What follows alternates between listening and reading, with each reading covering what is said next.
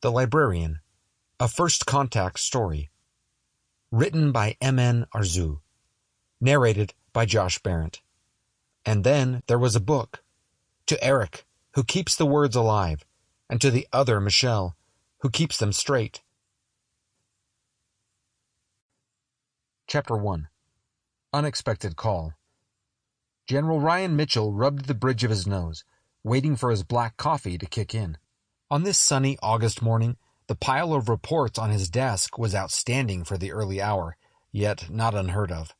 Arlington Base was not big by any estimation, but one wouldn't know it by the size of its paperwork.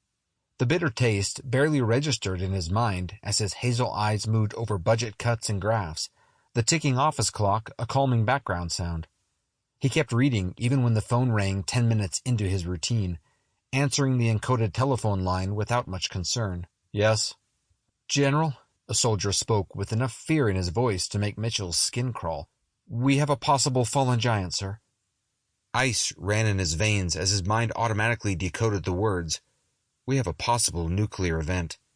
By the time he found his voice 2 seconds later, paperwork was utterly forgotten.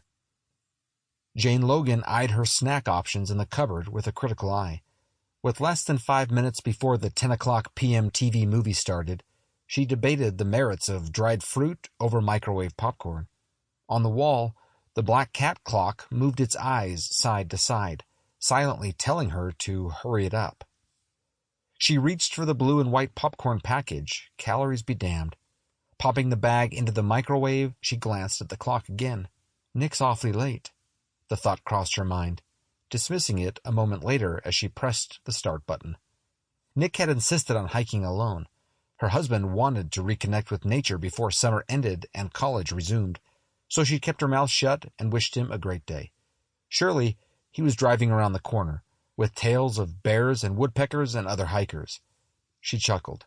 If something defined her husband, it was his willingness to mingle with people, to talk to strangers on the line, to listen to the stories of his new friends.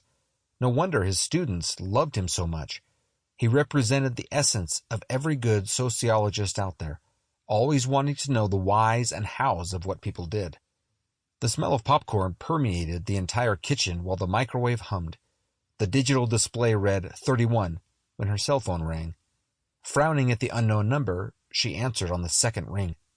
Hello? Jane, her neighbor asked. One very kind, if very nosy, Mrs. McCormick. Has Nick come back yet? No, he should be home soon, though. Why? Turn on your TV. He was at Upper Lena. Sample complete. Ready to continue?